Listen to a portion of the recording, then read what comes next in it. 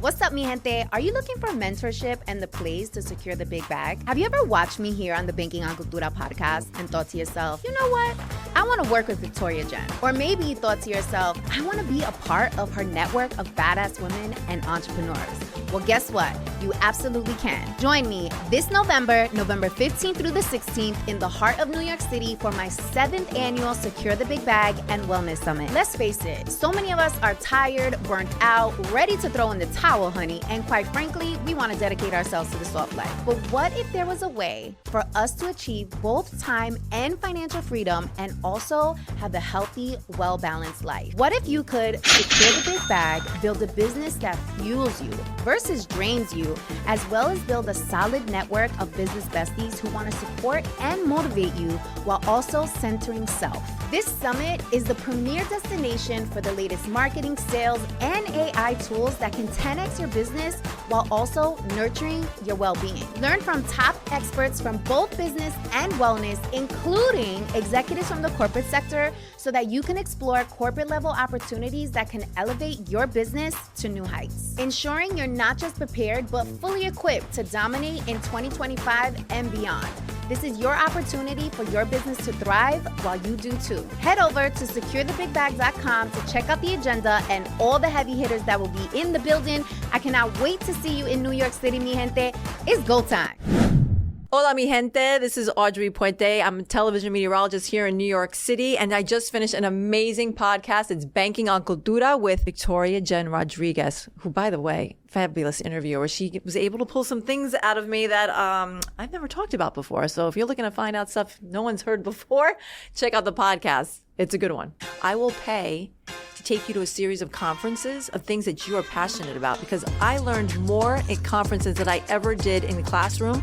Did you ever feel like pressure to be amazing and to do amazing things? My father was Tito Puente, Latin jazz artist. Tito Puente. Yeah. Put some respect on that man's name. Thank you very much.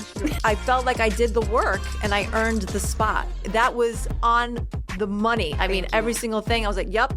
I would say. Oh my God, Audrey Puente Yes. is the listener of Banking on Cultura. Like, I can't, and she's a guest now. Okay, sorry. I had to pop in a few. I had to get a few episodes in. I was like, let me see what's going on over here. Yeah, I love being Puerto Rican, and if I'm shying away from it, how is that showing the cultura that I actually do feel proud of being Puerto Rican? Yeah. If you want to see the change, you have to be a part of the change. I've never actually talked about this. Okay, Yes. Banking on Cultura exclusive. That's what we like. I've never talked about this in public. What's up, mi gente? Welcome back to Banking on Cultura. I am your host, Victoria Jen Rodriguez. And you know, on this show, we talk about the vibrancy and complexity of Latino culture, entrepreneurship, and of course, all the bonchinche in between.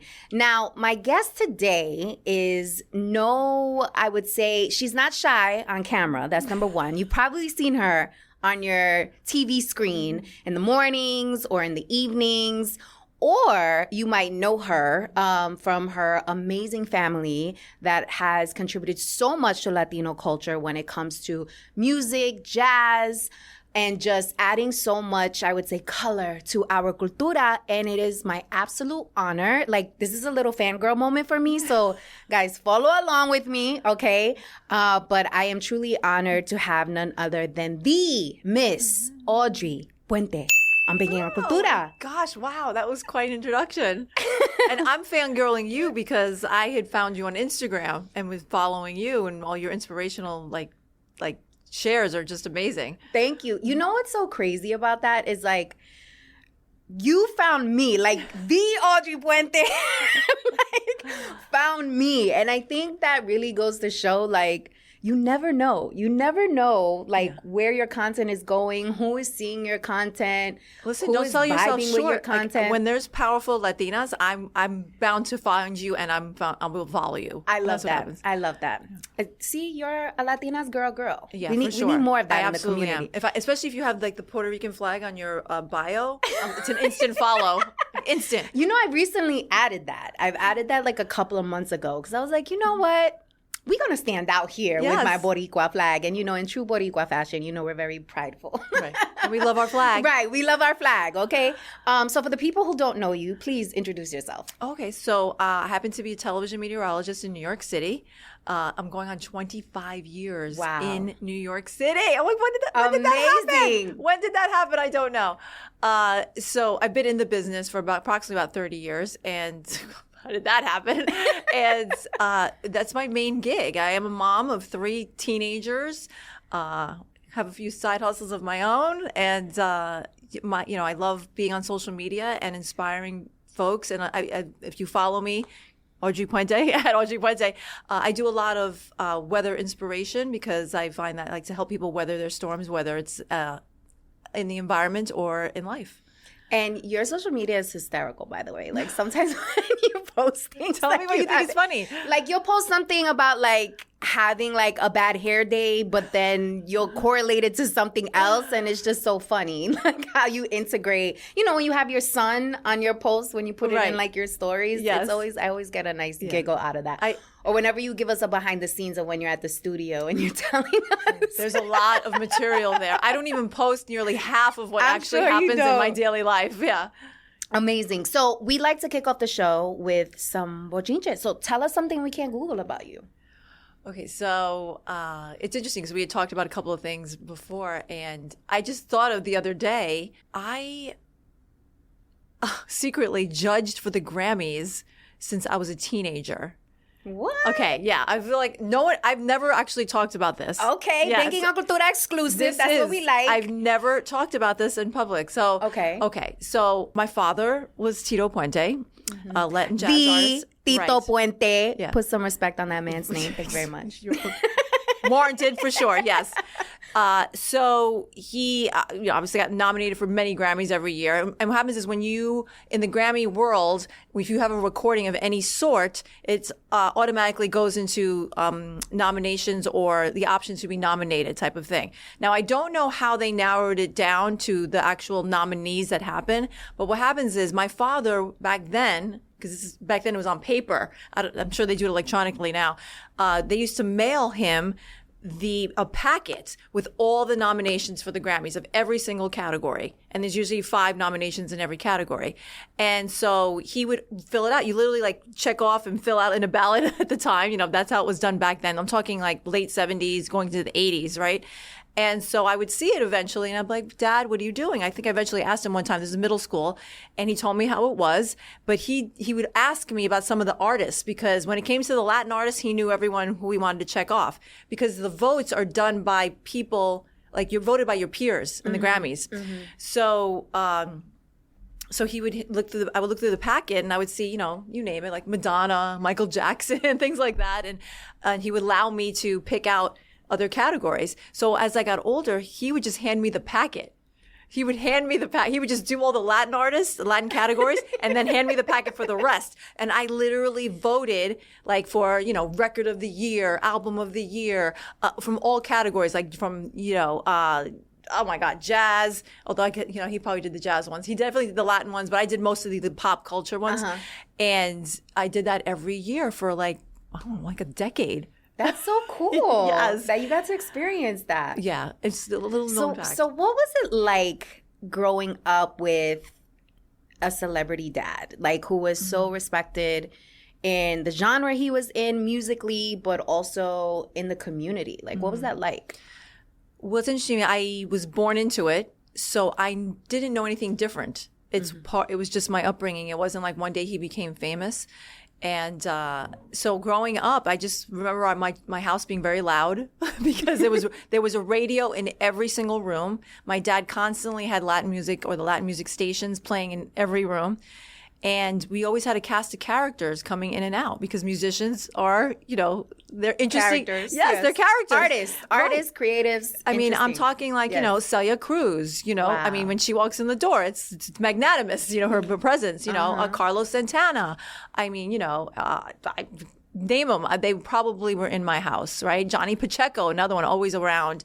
Yolanda Duque, La India, So there was always these people that with huge presence, like these are, they have to have big egos. They're very big and magnanimous, Yes. all of them. And so I was constantly surrounded by this greatness of all kinds, even though it was all one genre of music, but they all had their individual place, in that genre.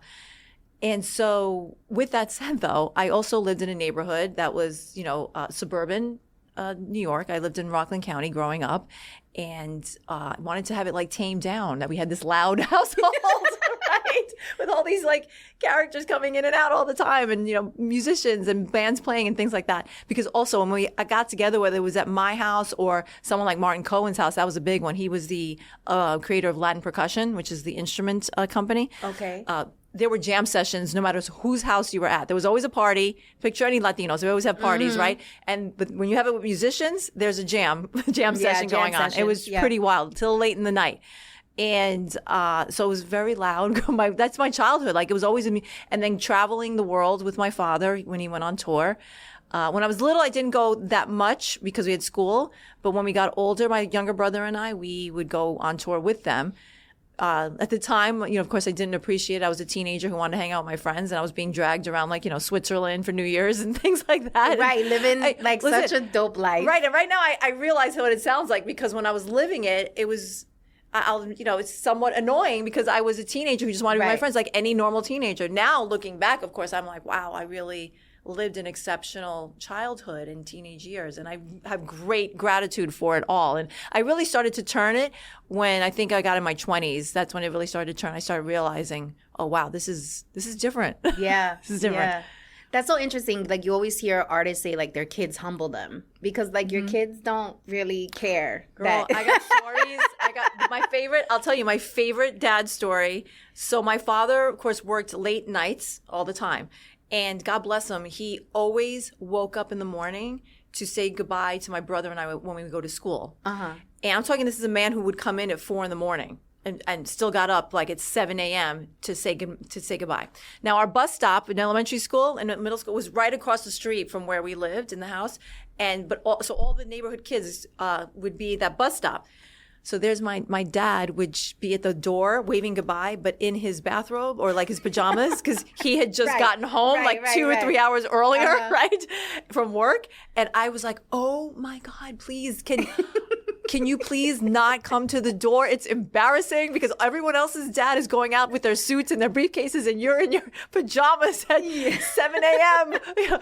And I remember at one point actually telling my dad and my mom, like, can't dad go to an office like everyone else's parents? Not knowing. I'm telling the great Tito Puente, can you please, like, do you really get an office job? Do you need to play drums? I don't know how to tell my friends when they ask what your parents, like, you play drums. Wow. Right. Not realizing at all. So it's funny. So in that sense, I guess we humbled my dad, because we'd be like, really? You play drums? Like, not realizing like no big deal. Right. Like who he is. Yeah. It didn't hit me until later on into my teenage years. And I was like, okay. I bet you would give anything for him to come to the door in his robe now. Yeah. Yeah. It was something I spoke about at his eulogy, actually. Yeah? Yeah. All the sounds, and not the music sounds, the other sounds of being my father. Yeah. Oh, I love that. Daddy's girls. Be the best. Girl, I right love here. it. I'm here. We are blessed to be daddy's girls. Okay, so you said you grew up around greatness, right? You had highly influential folks coming in and out of your house, all these influences on you. Did you ever feel like pressure to be amazing and to do amazing things? What's up, mi gente? Are you looking for mentorship and the place to secure the big bag? Have you ever watched me here on the Banking on Cultura podcast and thought to yourself, you know what? I want to work with Victoria Jen. Or maybe you thought to yourself, I want to be a part of her network of badass women and entrepreneurs. Well, guess what? You absolutely can. Join me this November 15th through the 16th in the heart of New York City for my 7th annual Secure the Big Bag and Wellness Summit. Let's face it, so many of us are tired, burnt out, ready to throw in the towel, honey, and quite frankly, we want to dedicate ourselves to the soft life. But what if there was a way for us to achieve both time and financial freedom and also have a healthy, well-balanced life? What if you could secure the big bag, build a business that fuels you versus drains you, as well as build a solid network of business besties who want to support and motivate you while also centering self? This summit is the premier destination for the latest marketing, sales, and AI tools that can 10x your business while also nurturing your well-being. Learn from top experts from both business and wellness, including executives from the corporate sector, so that you can explore corporate-level opportunities that can elevate your business to new heights. Ensuring you're not just prepared, but fully equipped to dominate in 2025 and beyond. This is your opportunity for your business to thrive while you do too. Head over to securethebigbag.com to check out the agenda and all the heavy hitters that will be in the building. I cannot wait to see you in New York City, mi gente. It's go time. Actually, no, I did not. I think I just absorbed it. My father, and people always ask me, things I've learned from him. The greatest lesson I learned was to follow my passion. He specifically told me, figure out what it is you love to do, and you figure out how to get to paid to do it, and you'll never feel like you're working. And I know people have said this in various ways, but it was so true, because I love weather. I love meteorology. And once I figured out how to do that and have a job doing it, because I didn't think that was a possibility, I actually went to college to be a lawyer, right? And it was my last semester where I had an internship opening in the weather department at a local TV station, and I jumped in, and it changed the trajectory of my life. Wow. And I was so passionate about it, and still am. I often say, don't tell my bosses that I would do this for free. Right. I love it so much. Yeah. And he was on the money. I mean, it was so, he just led by example. And I was surrounded by all of these other people that they were so passionate about everything they did. And I just absorbed it. I feel like it was just, I ate it up. Yeah. So a Latina meteorologist, how? Right. How did you know you were fascinated by the weather? My earliest memories were hurricanes Gloria and that came through and actually broke through a window in my kitchen when I was little. And Frederick was the hurricane that came before that. So we had 2 in a row at this time. And I just remember just being fascinated by the whole thing and the flooding water that came in the window. I know it may sound scary, but I don't know, for some reason it just clicked. And I always found myself, when my parents would watch the news, because back in the 70s and 80s, the news was on. Like when it came on, people watched. It's not like today where things are streaming, you can watch whenever you want. When the news came on, everyone had to sit down and watch it at that time. But I was always interested in the weather part, always. And I was able to go to NBC studios at 11. My dad brought me because who he was. Of course, I didn't know at the time. Right. I just thought he knew somebody that he could hook us up, not because he was Tito Puente and they would let him into. So I came and was introduced to Frank Field, who was a legendary meteorologist or weather person on NBC. And he put me in front of that green wall, chroma key. And I was fascinated by the whole thing. I'm like, wow, this is just amazing. I met Chuck and Sue Simmons, Chuck Scarborough, Sue Simmons, their legendary team here in New York City. And it was such an impact on me that now to this day, when people come to visit or they bring their kids, I'm aware of what this moment can do. So I really pay attention and show them everything I possibly can while they're doing that quick visit, because it was quick when I made, but that was it. I knew that, wow, this is something I'm really into. That was the seed. It was. And it didn't, again, click until the internship I had when I was in my last semester in college, and that changed my life. Yeah. Mm-hmm. I love that. So you have had a fascinating career. So 25 years plus doing the damn thing. So when you first started, did you feel like, because you come from such a well-known family, did you feel like you had to kind of trailblaze your own lane, prove yourself, I didn't get here because of my dad, I got here because I earned it. I put in the sweat equity. Yes, and I did put in the sweat equity, I feel like. It's interesting, it never dawned on me that anybody would hire me because I'm Tito Puente's daughter. It just didn't. I felt like I did the work and I earned the spot. I really did. When I decided I wanted to do meteorology on TV or be a television meteorologist, I was on my path to law school, and I graduated, and I told my parents, I'm not going to law school. And they said, what, really? What are you going to do? Because the plan was for me to be an attorney in the music industry. That was the plan. Okay. Because I was the bookworm of the family. So they said, no, I'm not going to do that. I'm going to do, they're like, what are you going to do? I said, I'm going to do weather on television. They said, what is that? And I said, I'm going to figure it out. And I did. And once I figured out what was required to learn to do, I did what I had to do. And so with that said is that I studied meteorology. I ended up going to take classes in New York City while working behind the scenes at a television station, which ironically is the one I work at now. It was my first TV job out of college. Mind you, I got in the door because my father knew somebody. I said, hey, Felipe Luciano, he's a legendary broadcaster also. Hey, I'm interested in TV. Can we meet? And boom. That set me up as a trainee at Fox 5. Mm-hmm. And so I did the thing. Like, I had to study meteorology. I ended up, learning about being in front of a chroma key. I absorbed everything I could, tugging on, Al Roker's jacket. He eventually became my mentor, Whatever weather person was around, I asked questions. I came in on weekends with Nick Gregory at the time, who's I'm now working with, but I used to come in on weekends. Amazing. And I showed interest. I was eager. I was willing to do the work. And so, I eventually went back to college, got my master's in meteorology. So I did all the things that were required. So I feel like I did earn the spot. Mm-hmm. And back then, women, we were barely out there. And Latin women, there was no one. Yeah. I saw no one. So in a way, I sort of thought, there is my opening, so to speak. I saw the opportunity. I'm like, where are we? Like, we're not being represented here. I mean, my role models growing up were, Edith Chacon, Rita Moreno, Maria on Sesame Street, Mm-hmm. So I sort of somehow was aware that I was trailblazing. I was setting the tone, like, this is it. And again, I was just following my passion. Yeah. And listen, I realized I was the only female Latina in the room. Okay, that's fine.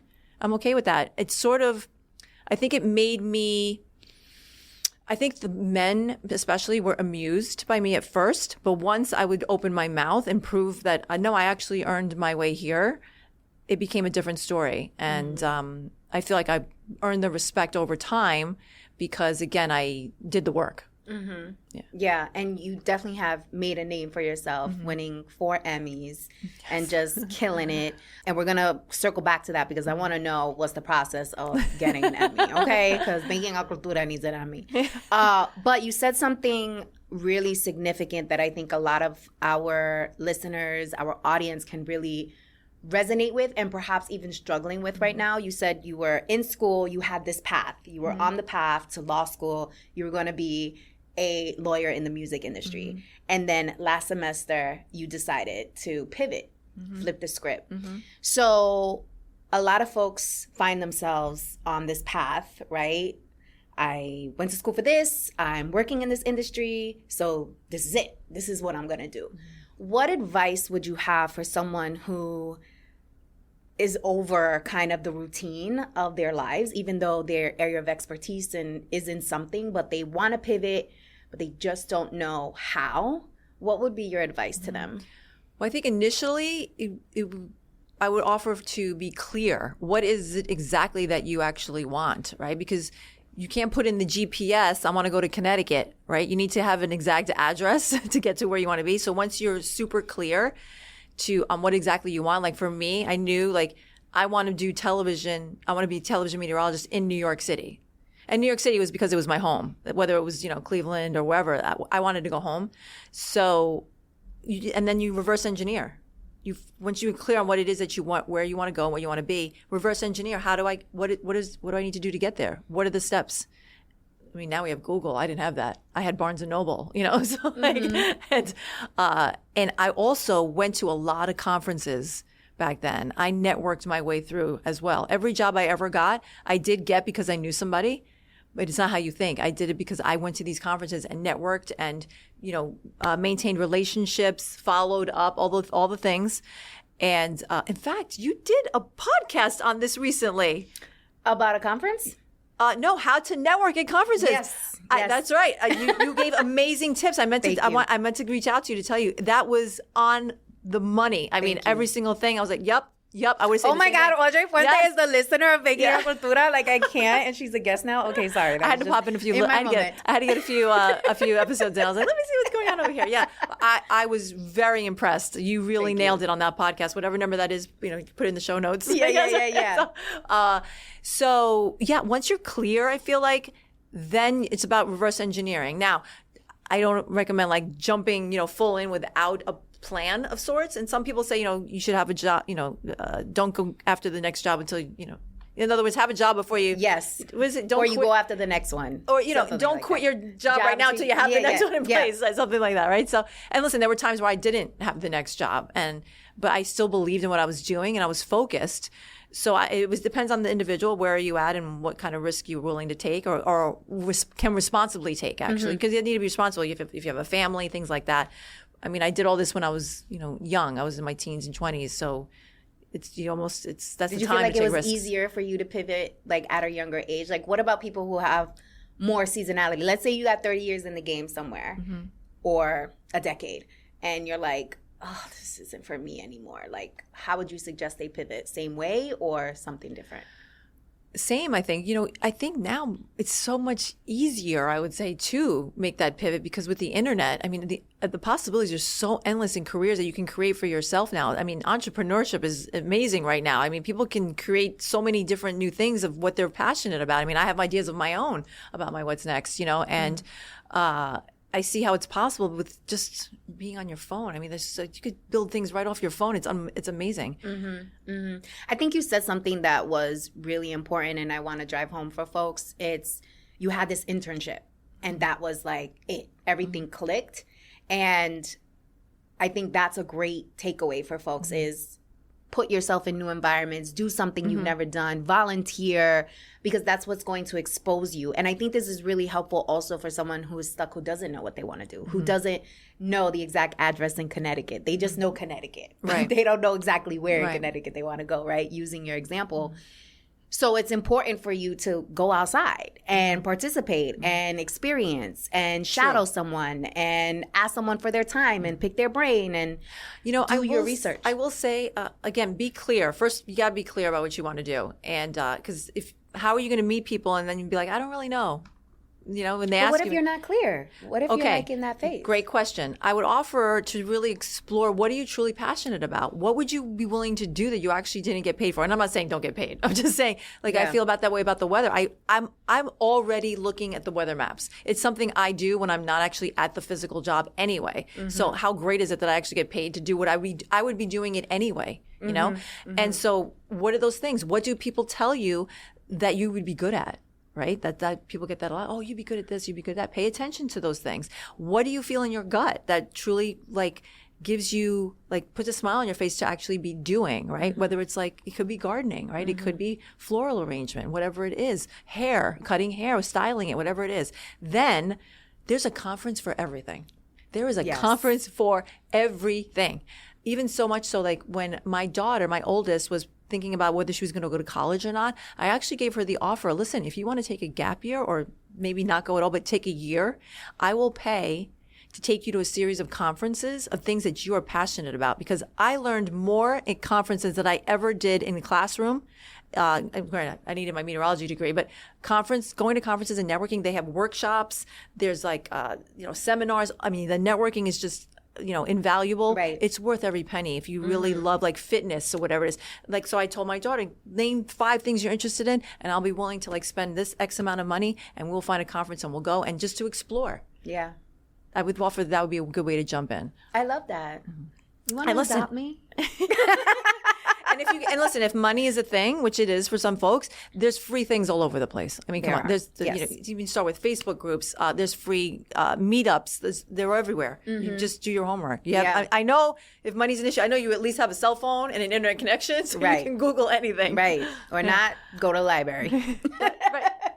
There's Wi-Fi over there. Yeah. So let's go back to Emmys. So 4-time Emmy Award winner. How does that come about? How do you get an Emmy?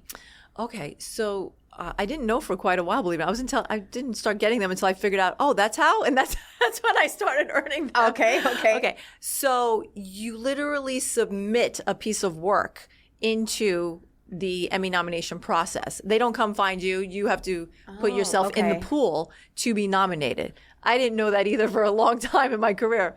Never thought to ask, and no one told me. Okay. So once I found out, I was like, I think I might have asked one day, hey, how'd you get that Emmy? How does it work? Oh, you submit your work.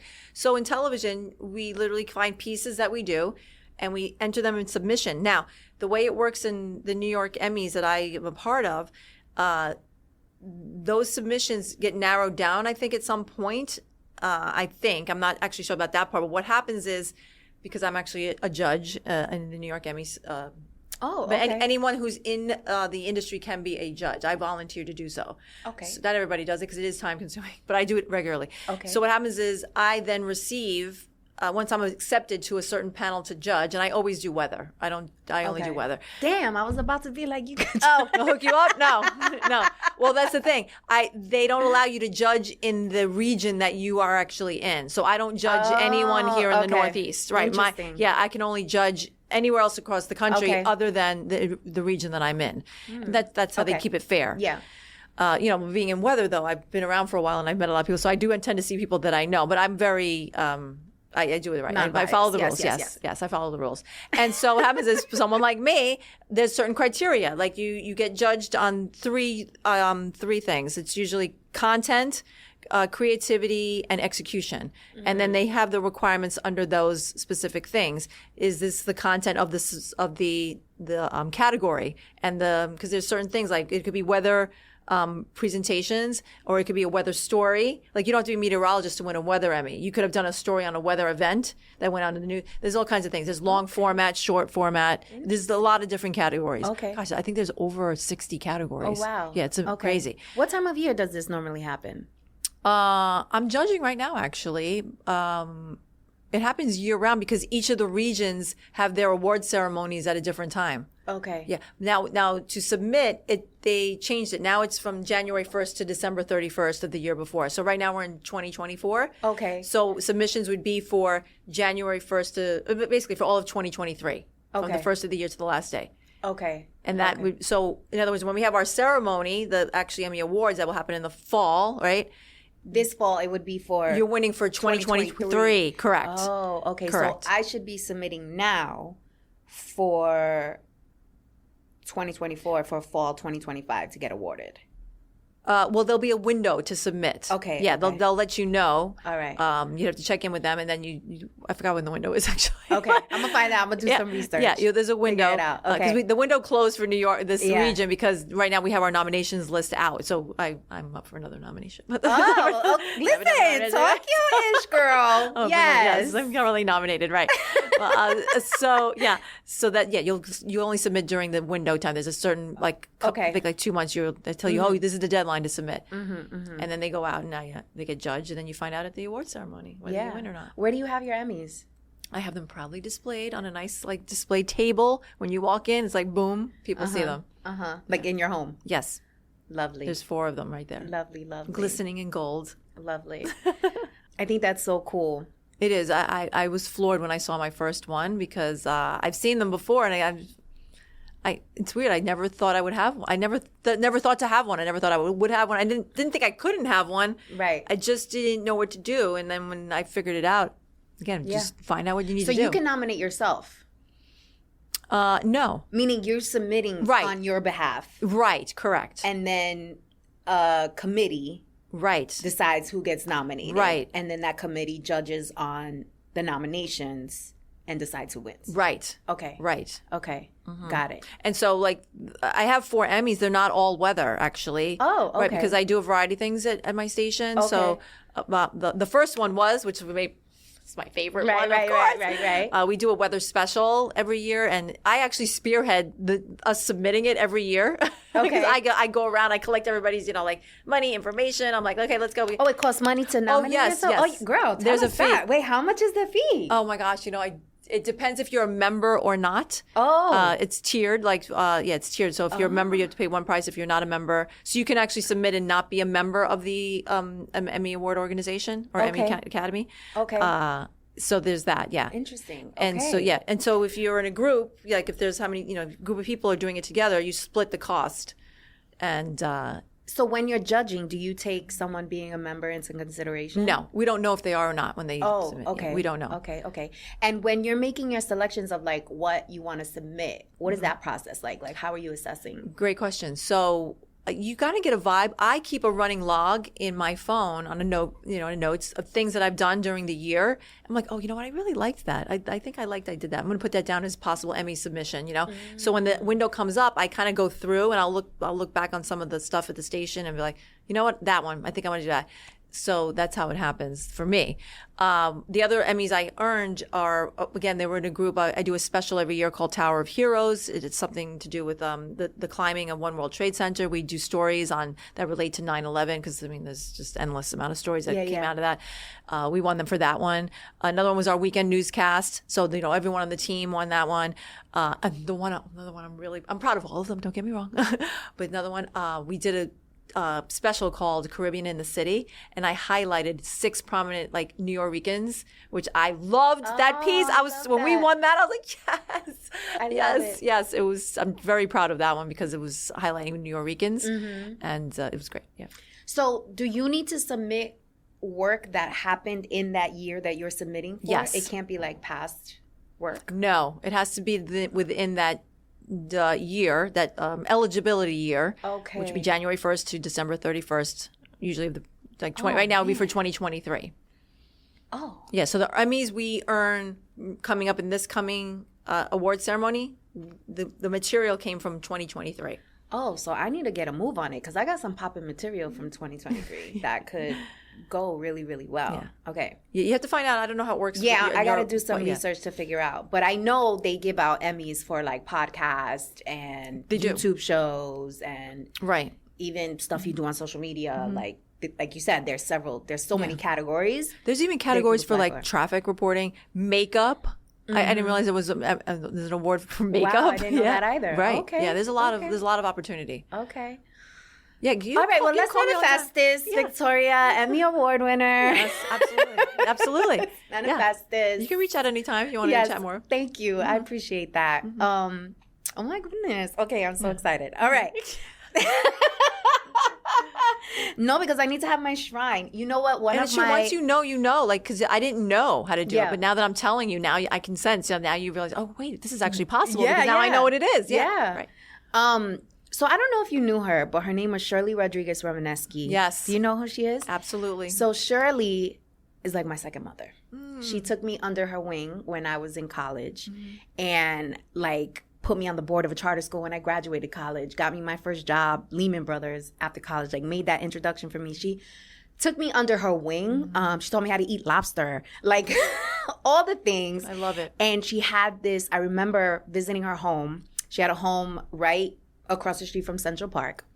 And she had this shrine of all her awards and accomplishments. She had all the pictures, Nelson Mandela, all the pictures. And I remember in that moment thinking to myself, I'm going to do this. This is what I'm going to emulate this. I'm going to figure out how to have all of my accolades on a wall. And so that was the seed that was planted back then that now is coming to fruition, meeting you, putting me on game with the Emmys. So shout out to Shirley Rodriguez Romanesky. I missed her so much. Yeah. She was such a force. Yes. Such a force. Yeah. And a lot of the woman I am today is because of her. Because I got to literally be her right hand. She would take me to everything. Wow. I would be in all the insider conversations with top politicians.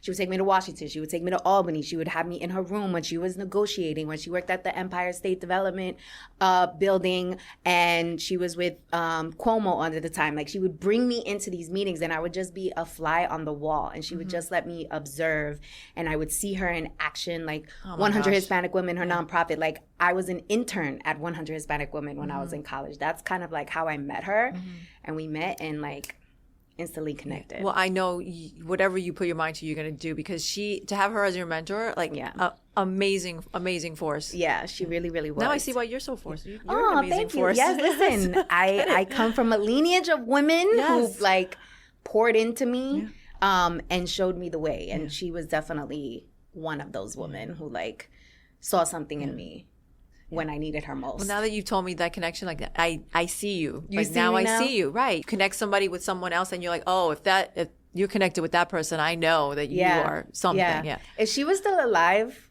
Audrey, I just think about it all the time. Like I would be in a completely different place than where I'm at right now because she was just so, I'm going to put you in this room. I'm going to introduce you to this person. We're going to position you here. This is where you need to be. Like, that's how she rolled with me. So I just know, like, I would be like 10 years ahead of where I am right now. But I also know, like, she's guiding me in this moment as well. She actually set you up. She did. Yeah. She did. Yeah. She set me up. She gave me the layup. And now I'm just like taking it. You know, another story I'll share with you and then we can move on. I host a women's event every year. And the year she passed away was the same. And they were hosting her funeral was the same day of my conference. And so I dedicated the entire conference to her. Like I had a whole opening slideshow for her. Like everyone in that room knew who Shirley was. And like she touched them in that room. And that was like my dedication to her because I couldn't be there. Oh, that's amazing. It makes me want to cry. Yeah, it was so beautiful. It was a moment. Yes. It was a moment. Wow, amazing. But yeah, I'll always, like when I accept my Emmy in my speech. I can hear it. I can already hear it. She will be one of the women that I mentioned in that speech for sure, for sure. So let's get into the Talk That Talk segment. What's up, mi gente? Are you looking for mentorship and the plays to secure the big bag? Have you ever watched me here on the Banking on Cultura podcast and thought to yourself, you know what? I want to work with Victoria Jen. Or maybe you thought to yourself, I want to be a part of her network of badass women and entrepreneurs. Well, guess what? You absolutely can. Join me this November 15th through the 16th in the heart of New York City for my 7th annual Secure the Big Bag and Wellness Summit. Let's face it, so many of us are tired, burnt out, ready to throw in the towel, honey, and quite frankly, we want to dedicate ourselves to the soft life. But what if there was a way for us to achieve both time and financial freedom and also have a healthy, well-balanced life? What if you could secure the big bag, build a business that fuels you versus drains you, as well as build a solid network of business besties who want to support and motivate you while also centering self? This summit is the premier destination for the latest marketing, sales, and AI tools that can 10x your business while also nurturing your well-being. Learn from top experts from both business and wellness, including executives from the corporate sector, so that you can explore corporate-level opportunities that can elevate your business to new heights. Ensuring you're not just prepared, but fully equipped to dominate in 2025 and beyond. This is your opportunity for your business to thrive while you do too. Head over to securethebigbag.com to check out the agenda and all the heavy hitters that will be in the building. I cannot wait to see you in New York City, mi gente. It's go time. And this is where we address something taboo in the cultura, something that you feel passionate about or something that you want to draw some dialogue around that maybe is not being spoken about enough. So talk to us. What is something taboo in the cultura for you? Oh, you know, I think we talked about this and I started this. Again, another thing, you're bringing out all the things I don't talk about publicly, right? Go. Okay. You know, I worry about us discriminating against our own. That's what I worry about.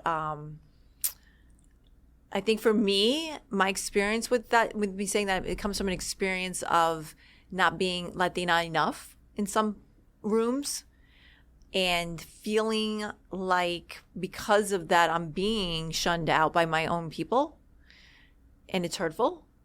And I'm not, I now know, you know, through time that I'm not the only one that has experienced that. And I would love to just have that not be, right? Because as I told you earlier, like when I see, you know, powerful Latinas on Instagram, I follow you right away. And if I see a, you know, Puerto Rican flag on whatever, I'm not even reading what you're doing. I'm already follow because that's how I choose to show up. Mm-hmm. And it would be nice if everybody did.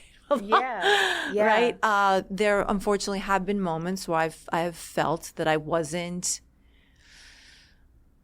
I don't want to say terms that would make anyone. But I love. You know what I love about our culture? We're so different. Like there's so many different facets of us. It's not just one mold, right? Mm-hmm. We come in different shades. We're not right? a monolith. We come in different shapes. We come in different, like even in different like languages, countries, like skin tones. Right. We have such a melting pot within our own cultura. Mm-hmm. it sort of confuses me why I or anyone else within that would be felt like we don't belong, because there is no one mold for all of us, right? And so, yeah, like I have not been part of groups because I felt like I wasn't either loud enough, dark enough. I didn't have enough of an accent. I didn't speak Spanglish enough or full on, Latina enough. I didn't speak enough street talk or whatever it was. It was always not always. With the times that I've had these experiences, that's what it was. I felt like I just didn't look as Latin as they were. And listen, growing up, like I was always mistaken for Italian or Greek, but again, like I saw so many shades of us in our own culture. I didn't understand it from within us. Why I still wasn't being, kind of within the fold of some things. You hear this a lot. Can you give us an example? Ooh, more things I haven't spoken about, right? Getting the hands sweaty now. Well, this is important, right? And, yeah. And one of the reasons why Banking on Cultura exists is this is happening often, right. And it's impacting how we show up in the world. It's also impacting how we collaborate or don't collaborate with each other. And I believe it's one of the reasons why we can be our own worst enemy. And it's because we don't talk about it. We act like it's not happening, or yes, you're right. If we talk about it, it's in our own little separate silos. But when many of us are experiencing the same thing, something needs to change. Correct. So yes, I would love an example. The one that really sticks out, the one that just struck me immediately was in college.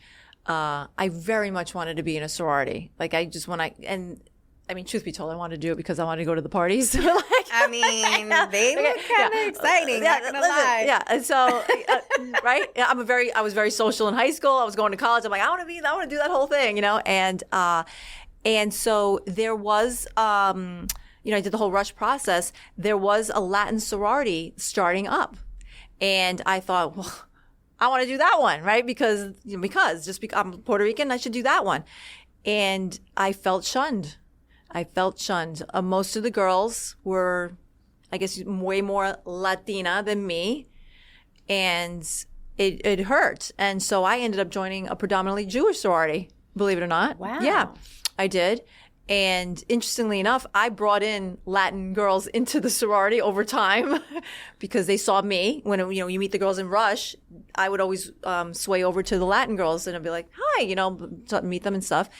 And my house ended up becoming more mixed. It wasn't predominantly, it was predominantly Jewish, but there were, other cultures and sorts in there. And so, yeah, that was, it's sad when I think about that because it didn't have to be that way, I don't think. Yeah. And I would have loved to have had that little piece, because you're always connected with your house, your sorority house, your group. And I don't have that in the Latin form. I love my Jewish sorority house. I do. Right. They're great girls. And, but yeah, that would be the example I would share. It's interesting that you say that because I find that a lot of us tend to go where we are accepted, right? And go where we feel welcomed. And it is unfortunate that... Or even that where you think it's familiar. Right. That's why I was going. That's what's familiar to me. I like to be around my Latinos. Totally. Yeah. And I believe that's why you find a lot of, Latinos in Black communities, like collaborating, making money together, making moves together, because there's an acceptance there that unfortunately you don't see in the Latino community. It's not as prominent. Like, for example, I was having this conversation with a girlfriend of mine, and we were talking about how her and I, a lot of our opportunities that are coming to us are through Black women, not through Latinas. Latinas are actually the one talking shit and trying to block us from the opportunities. And how can we change this? What needs to happen? I know for myself, I've pushed because listen, that experience and maybe a couple of others had made me feel like, well, it made me shy away actually from groups. But as I got older, right, because this was like teenagers years and 20s, but as I got older and started being in my career and meeting more Latinas, and realizing that I had a place that I needed, that I was moving into a leadership position by being who I was, being a meteorologist, a Latin one, that kind of sort of thing. I needed to insert myself is what I did. I basically inserted myself in Latin groups. I just showed up. And maybe the TV thing made it easier for me to show up because now I was known. I'll give that. I'll give that. Yet I still needed to show up, like, because I was scared. I was scared, and I still showed up at groups and felt like, I don't speak fluent Spanish. I speak Spanglish, and are they going to really accept me? And then, people will talk to me in Spanish and I'll answer in English. I do understand. I didn't know if it was going to be offensive, but I think over time, first of all, they accepted me. And I think part of it may have been the TV thing. Okay. Okay. However, I took that. I feel like they gave me the ball and I ran with it by showing up in a supportive manner for whatever the organization was. I've been on boards of organizations. I'm offered myself to speak anywhere. I host many things. And so I feel like I inserted myself. I had to. I had to because I had to show that I actually love being Latin. I love being Puerto Rican. And if I'm shying away from it, how is that showing the cultura that I actually do feel proud of being Puerto Rican? Yeah. I have to walk the walk. I have to talk the talk. Yeah. Be the change you want to see. Yes. Yes. Yeah. I think that's a great takeaway. So if you're resonating with any of this and you feel like an outcast or you feel like you're not being accepted, reach out to me. I'll talk to you. Reach out to Audrey. She'll talk to you.